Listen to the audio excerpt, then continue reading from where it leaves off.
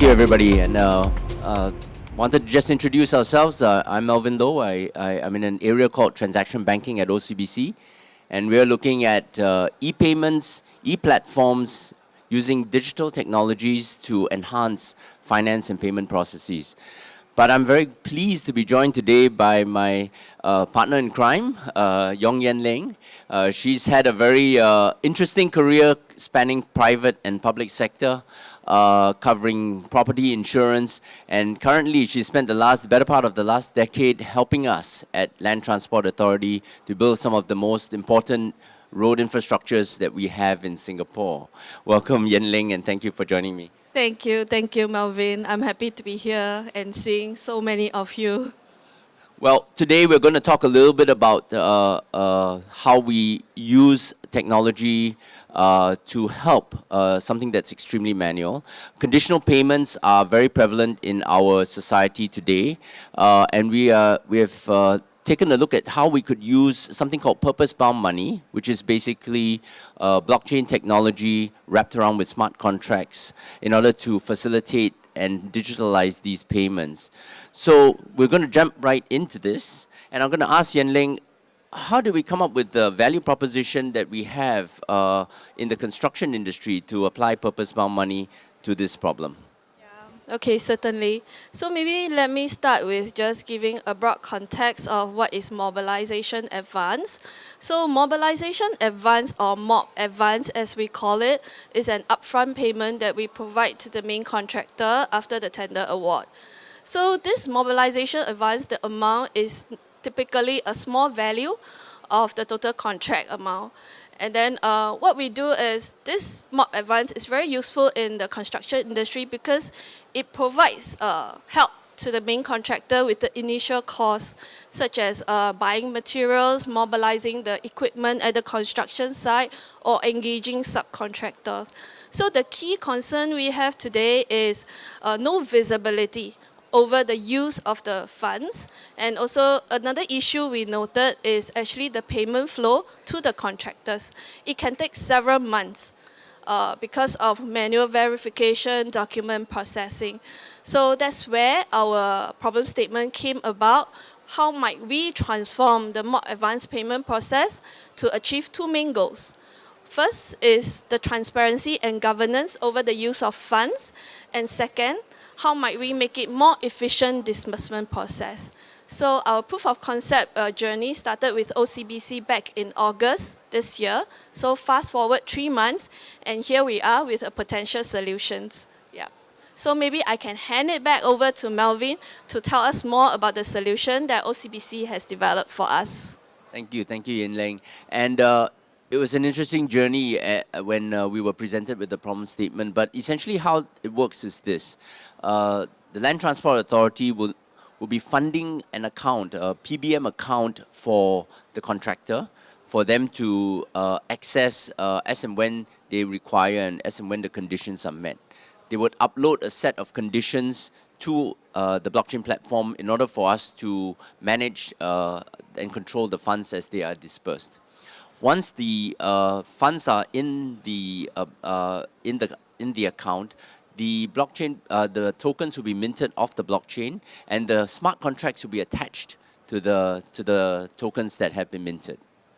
The second step is the redemption step. We wanted the contractor to go into the platform, our e-banking platform, in order to trigger the payments that they are required. When the payments are done, we will take the instructions and we will check against the conditions that have been set within the system. And when those conditions are met, we will then execute the payments to their beneficiaries.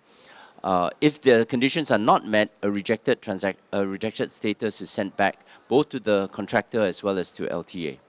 And then in the final step, the reports on all the different payments are actually availed both to the contractor as well as to LTA, so that there's visibility in the entire process.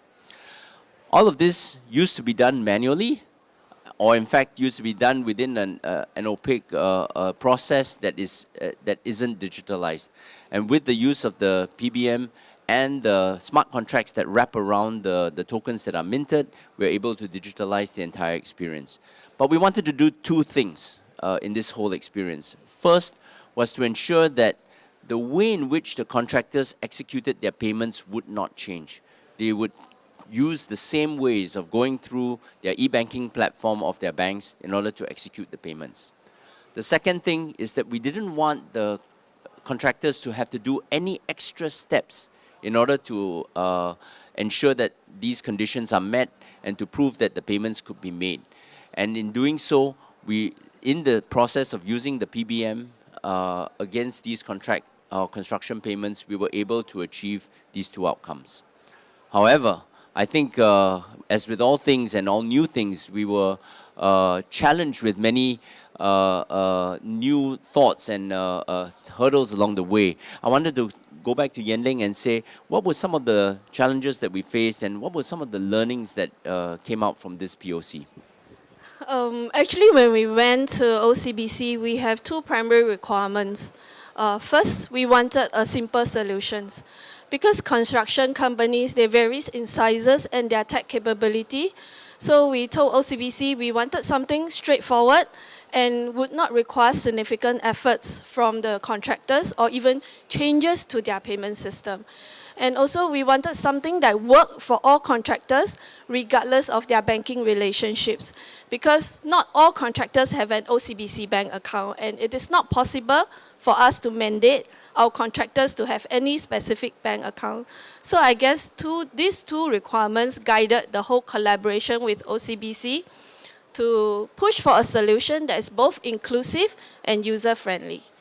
And I guess I just want to add, out of the whole POC, one of the key learnings that we have is we ourselves, we want to be very open to feedback from the contractors or even from our partners, OCBC.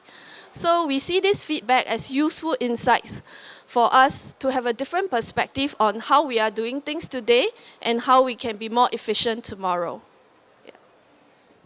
Yeah, I totally agree with that. Throughout the entire experience, there was a lot of collaboration, a lot of feedback, a lot of learnings that we took along the way. From OCBC's perspective, we had to marry new technologies, new DLT technologies, together with our traditional finance processes and our traditional infrastructure that we have at the bank. And bringing these two technologies together, one old and one new, is something that we see going forward in the industry will be something that we will have to grapple with.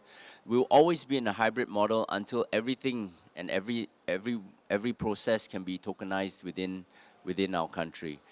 Yeah, so I think with that, just wanted to ask Leng, where do we go from here?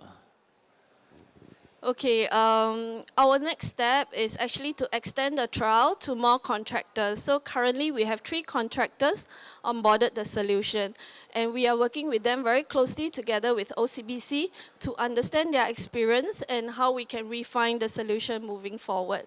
We are also exploring more payment types beyond just MOB Advance to onboard the solutions. Yeah. Maybe I can ask Melvyn this question. Where does OCBC see this solution would be applicable to the wider industry beyond just LTA? That's an excellent question. And I think conditional payments, as I mentioned before, are very commonplace. And most of it is actually managed manually today.